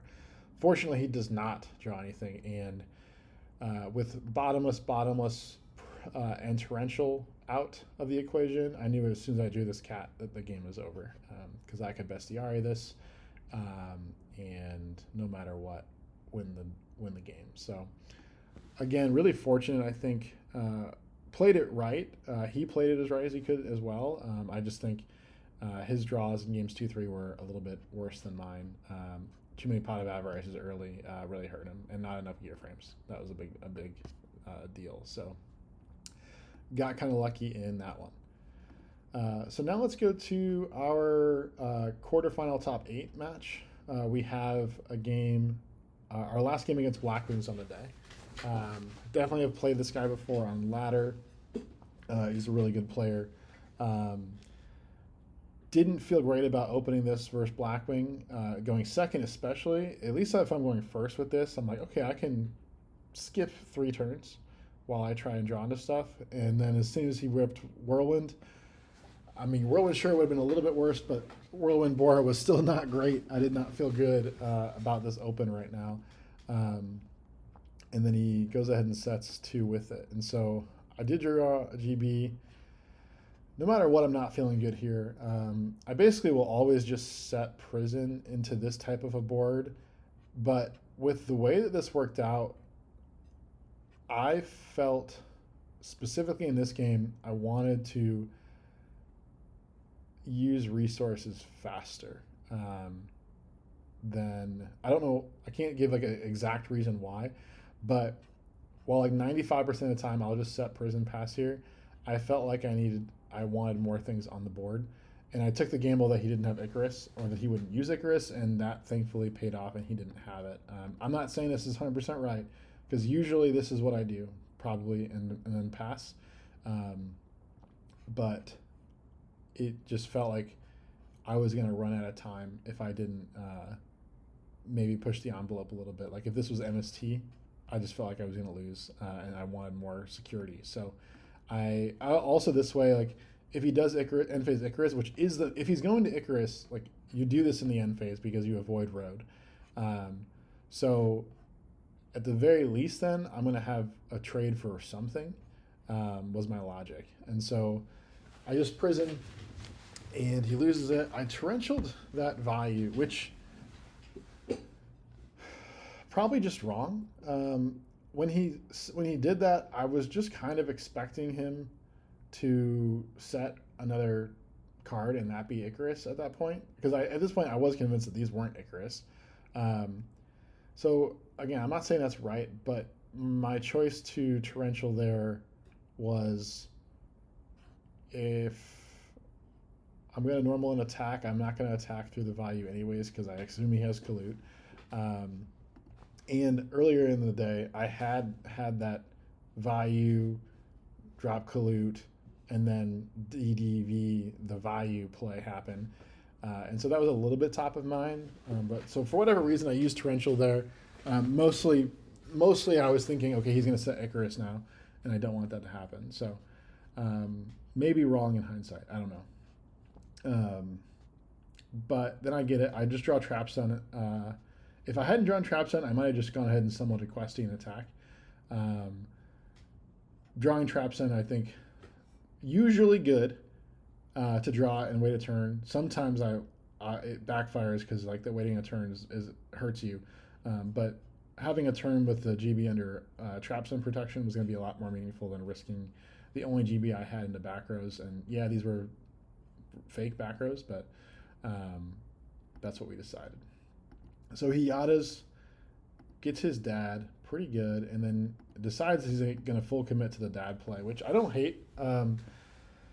It works out. At this point, like I'm pretty shocked I end up winning this game, but he goes into Brio and passes Prio, which to me is like 100% saying I have dad.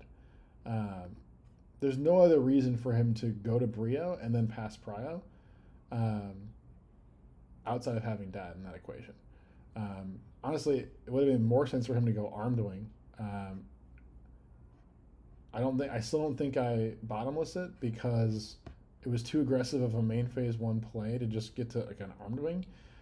So either way, I'm kind of in this equation thinking that dad's about to drop, and so I let the Brio pass, and he summons dad because he has to, because he can't discard yet. Obviously with Brio, he's got like Armed Wing and stuff out of the graveyard for value live. So dad goes ahead and targets the Trapstone, which is a little bit unfortunate, because if he doesn't target this Trapstone, I'm in a real good spot. But he does target Trapstone. Actually, no, it doesn't matter because he ends up deck deving. Targets Trapstone, I bottomless the dad, he then deck devs the dad, and then I Trapstone the deck dev. So deck dev, I wouldn't have lost anything here.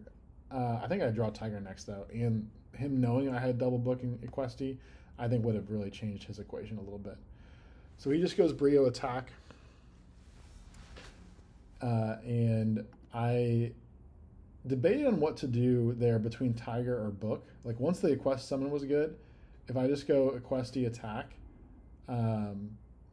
technically I could have cleared like Whirlwind and the Bria with just the Book of Moon, because I probably would have just gone bestiary, target Whirlwind, and then he probably Tarantulas then. Um, Maybe not, but I still think he probably would. However, I kind of was like, in this simple game state, interactive cards on their turn are probably more important. 2 books more important, I think, for stalling than Tiger, um, which I think does play out. But that's my logic here. It's never perfect again, but if you sit with like, if I have 2 books, Tiger and a GB, um, I think remembering those Book of Moons are really, really valuable for the diversity of being able to use it on their turn. That usually using a Tiger is more correct, probably like 80% of the time. Now we get our good old reliable cat. So we go cat and a Secutor. This play is just extremely straightforward at this point. Kind of unfair. I needed to get another discard for Herc, so I could not bestiary this Whirlwind. Was how I looked at this. Also, getting another GB in general with Herc is also really meaningful. So Equesti Laquari was the go. I could have done like Equesti Bestie and kept the book down, but then that just loses to a lot more things.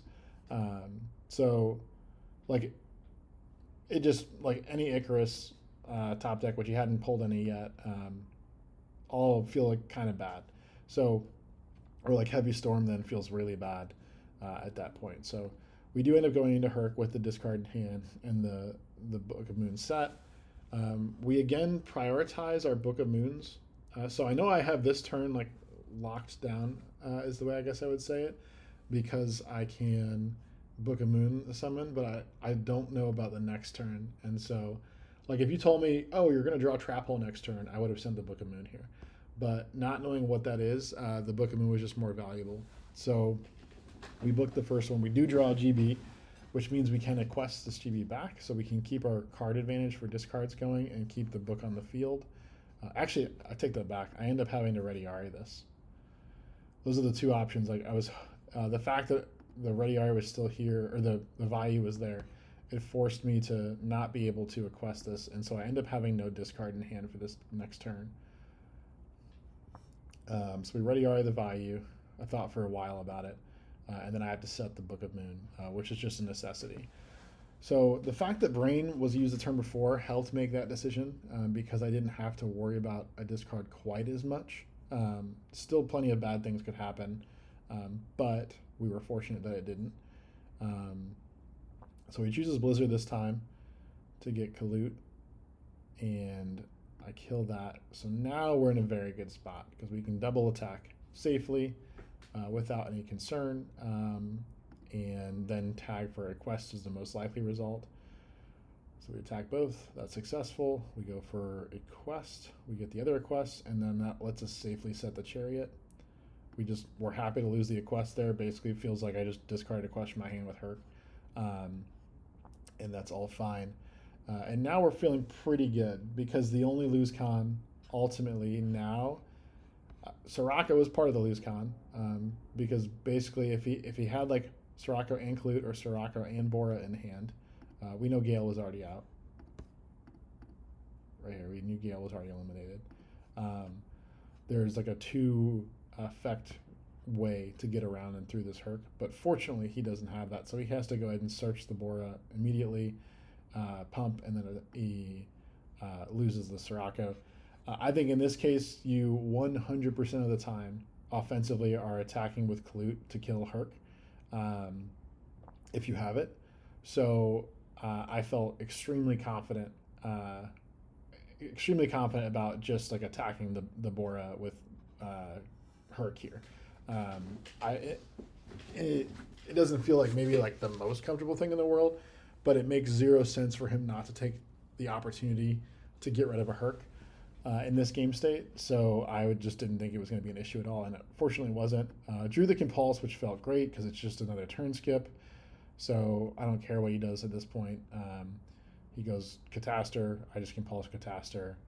We're 100 short of game on board. Again, we get another disruption card in book, so I know I have another turn skip. There's no need to summon a quest. We're not killing him a turn earlier. So there's no benefit to summoning a quest here, so we just attack, letting me set the book, and then we have 2 discards for his 2 spells traps.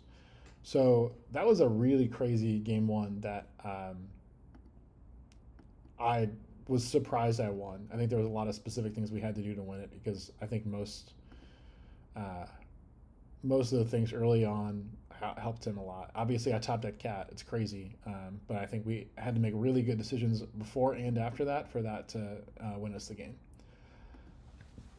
So next turn, he opens the yard with Shura. I think, actually, this game's really crazy because, so he opened Tornado, Oppression, Road, Mirror Force, and Shura.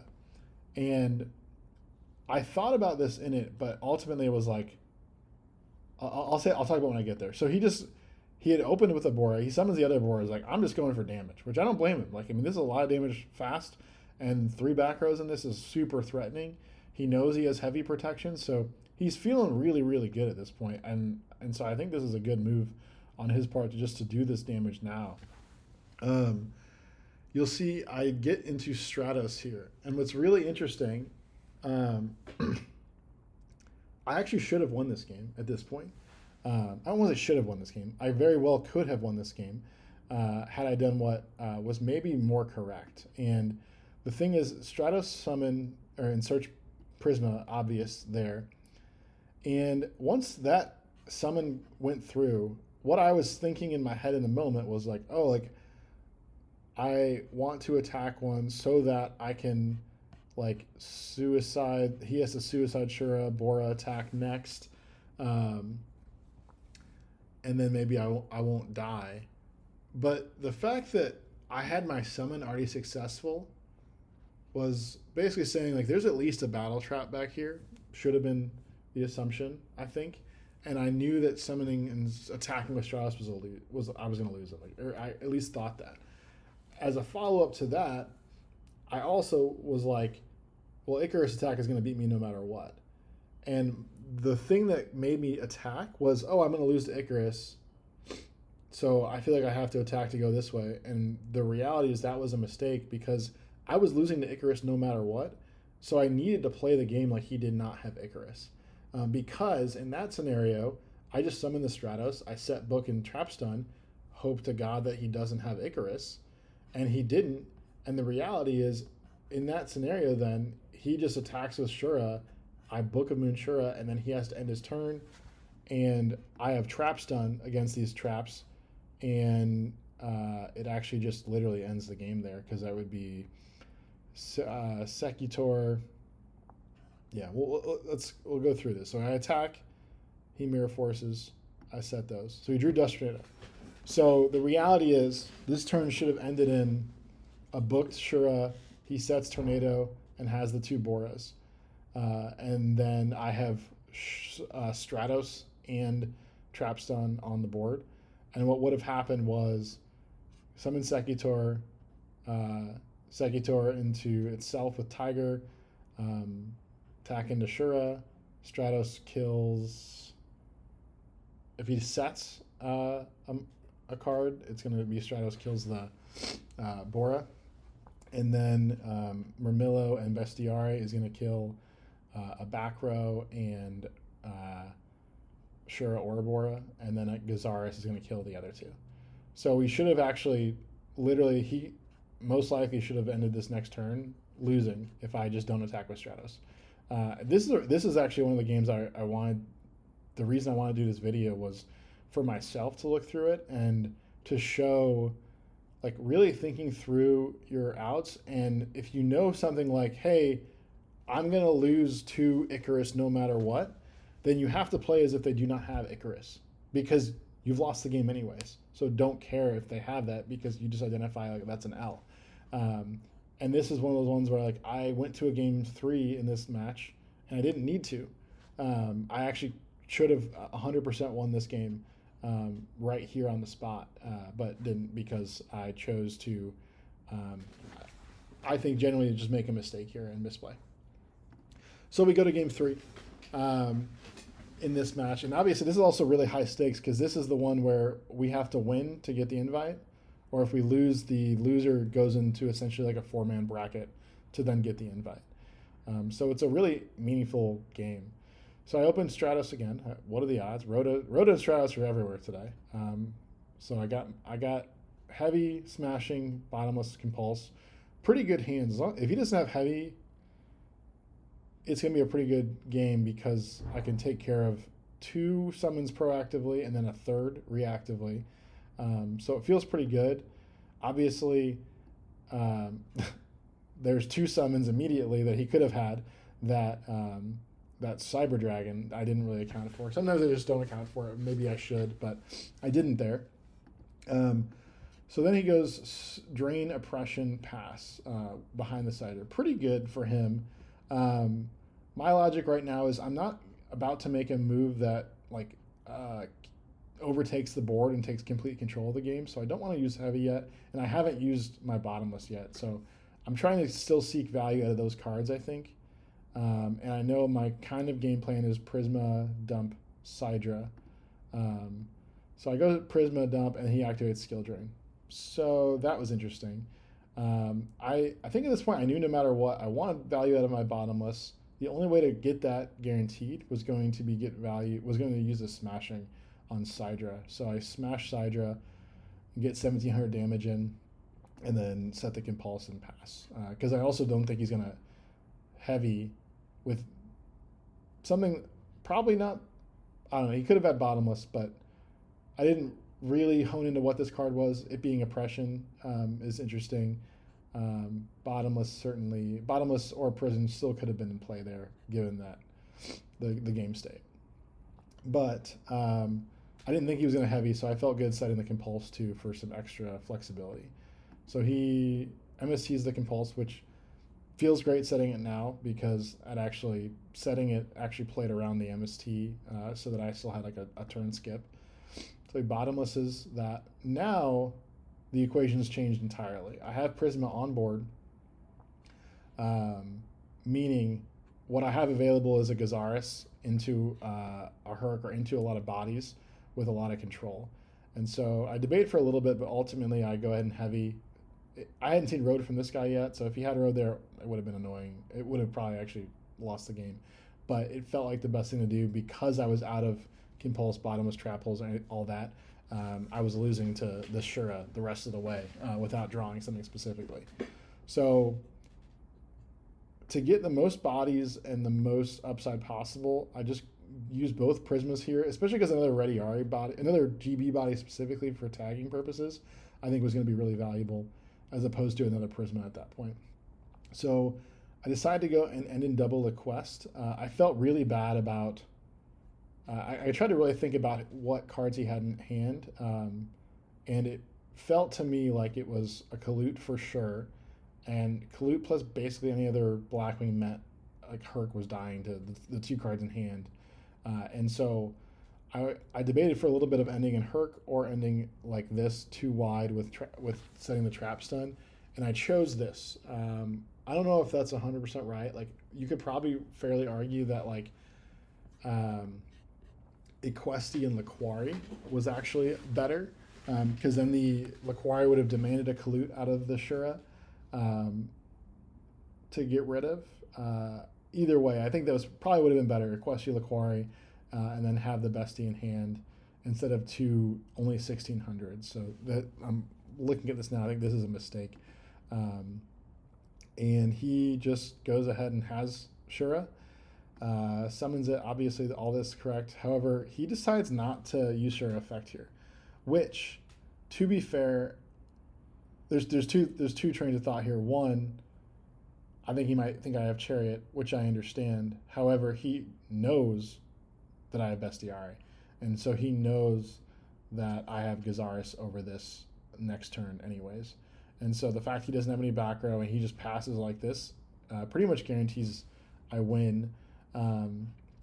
What he should have done, I think, is summon either... he might have decided to value out. So I think the summon was probably Gale, because Gale and then attack Gale over Shura or over a questy, and then go ahead and make Armor Master, or another 7-star. I don't know what else would have made as much sense as that, but he just, either way, he had to take the risk that I had Chariot because he was going to end up losing to the Gazaris that he knew was coming either way. And again, this is another good example of why Laquaria Quest here would have been much better, because he probably sure attacks a quest, goes into Gale, I think, then to an Armor Master, and then either way though is losing to the Gazaris. So all the reasons that I got the Gazaris, the bestiary back to hand, is why this game became a lot easier. But definitely got a little lucky, I think, with the way he played this. I will say I also drew Tiger next, and that was another wild card draw here that all but guaranteed, no matter what he had done that turn, I was going to win. I ironically would have made it easier if I had kept the bestiary in the graveyard if he had destroyed both monsters. But the Tiger at this point was just crazy good for me, and it guarantees me immediate game because I can Darius the quest, use a quest, and bestie to Gazaris, and I have 4,100 damage for game. So that's how we locked up the invite, was that game there. So I think we got pretty fortunate again. He played, I think, pretty well. I think this last turn was a mistake, but I did feel better. Like, I always feel bad when people lose because of mistakes. Like, I hate when I lose by a mistake, so I hate when someone else does too. The fact that I did draw Tiger guaranteed that I was going to win no matter what, so I felt good about that. Whether that's right or wrong, I feel good about it. It was nice to know that I would have won even without that. So it was a really good game. Another Blackwing. It felt like a lot of Blackwings on the day, so I enjoyed getting that one. And so now we're going to go to the semifinals match, and we just get run over here. There's not even a lot to discuss because I didn't have a lot of options, but we'll see. So this is JoJo's replay. I'm on the other side for the first time. You can see I don't open too particularly well, especially against Lightsworn. I got 5 GBs and a Chariot, and so if he's got anything good, I'm going to be in a rough spot, and that's exactly what happens. I go first. It's Laquari Chariot, nothing else to do. He mills a wolf out of the gates. I Chariot the wolf. This is a decision. I was pretty confident he was going to get Lumina. I had literally no answer for the wolf on the board. So to me, I just needed to hope that he wasn't going to mill Necro so that my follow-up GB, because I was losing this GB either way at this point, so that my follow-up GB could attack over the Lumina and tag. And unfortunately, he mills the Necro in the end phase after getting the wolf back with the Lumina, and then also mills enough darks in some combination to drop Dad next turn as well.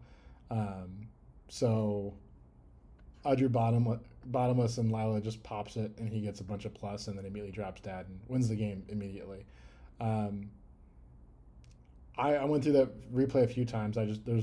There wasn't much else to do. I don't think it makes a difference if I hold the Chariot for the Lumina much. It might make a little bit of a difference, but ultimately I don't think I win without it. And so open a little bit better this time. Compulse and Chariot. Compulse actually, like, I usually don't have Compulses in this matchup, so it's actually a little bit suspect that I drew the Compulse, but if there is one, there's just one in there because it's not very good against Lightsworn. So this shouldn't ideally have been in here probably. He opens Solar, does pretty good on the Solar, but then goes Trooper and mills a wolf on the Trooper as well. I would say this is not the best decision. It doesn't feel great, but I felt like trying to have an open board against them next was going to be one of the valuable ways to play it. And I had Compulse and Chariot, so I went ahead and Charioted the Trooper and then Compulsed the Wolf. I think ultimately that's probably wrong, because if I just let both of these attacks go through, um, what ends up happening is I can go Murmillo into Sam Knight attack over Card Trooper, search probably another Chariot, um, and then Murmillo the Wolf, and then I would have Chariot, Compulse, and Murmillo on the field uh, next. Assuming, I think that's how he would have played it then. It's not a guarantee, but that's a perspective that is much stronger position than I ended up in. Um, hmm. This is the first time I've gone through and thought about all of the angles here, so it's tough to say. But this is what I decided to do in the moment. Easily could be wrong, and why I'm outside looking in. But it's what we did. Part of the reason, I think part of my logic was, if I get an open field, which I couldn't have had an open field with Trooper and Wolf on the board, even with the smashing. If I get an open field, I can get in the Herc Chariot and maybe be okay. That was not the case either way. But that was, I think, part of the downstream logic of how I played it. Either way, he has turn 1 JD that he drops and then passes. So I do go ahead and do Sekitor attack. His Crow prevents me from getting back the Chariot, which ultimately is probably the game-changing thing. Because I do get into Herc. However, it's a naked Herc, and there's nothing I can do at this stage of the game. He actually has a way for Tragodia ram into Herc and then drop Dad this turn in main phase 2, which I think feels a little bit better to me, but I'm not 100% sure if that's right. It's just what I would do. I don't play that deck very much. And so this turn, I just attack the Trooper, attack the Trag. I mean, I knew I was putting him on 3 darks here. I personally still thought he did have the Dad, but I wasn't 100% confident in it. So, but I think even with that, I had to ready Ari to keep him off of it. So I do that ready Ari, hoping that it matters, and it does not. So he's on 2 darks now because of that ready Ari. At this point, I play this as either Arcus or really Plague or Necro. It was kind of what I thought this was. Mainly because I feel like, I don't know, I'd seen one Raikou. I don't know how many Raikous he plays, but it just didn't feel like it was a Raikou necessarily to me. So another option I had was Prisma Summon, Gazaris, the 2 face downs, and then attack over Sidra with it. Unfortunately, I might have done that had I not had both ready Aries out of the equation. One in graveyard, one in hand, meaning even if I get those tags, I'm not getting any net benefit out of it from the ready Ari, which ultimately right now my main fear was the Dad. So because I couldn't do that, I thought that the best plan was to hope this all worked out, and it didn't. So I just went, I normaled the ready Ari, attacked. It was Raikou. I mean, pretty much I'm losing at this game state no matter what. Maybe a minor chance a different way. But that also gave him the 3rd dark too. So I don't know. Maybe I could have done some better things to win it as I look at it now. I think there's things I could have done to change it, but I just don't know if there was anything I could do that would have. There's things I could have done differently that would have changed how it happened. I don't think anything looks like a win in my favor then, but I could be wrong. I always feel like Twilight's a tough matchup because of the ability to summon 2 and sometimes 3 dudes in a turn when we have a lot of 1-for-1 cards. Yeah, but that was the last game of the tournament. I did lose it, like I said, 0-2. JoJo went on to lose in the finals to the Hero Frog guy I played in Swiss. But it was a good tournament. So I just recorded all of this straight through in one go. So I hope it was valuable. I think I'll probably just push it in one video to not split it up, and you can watch all the games as you would like. And hopefully this is valuable to learn how to approach certain games, how to think along the way. And if you disagree with me on some of it, that's fine too. I don't think I think perfectly or approach everything correctly. But hopefully it was valuable again, and have a good day, everybody.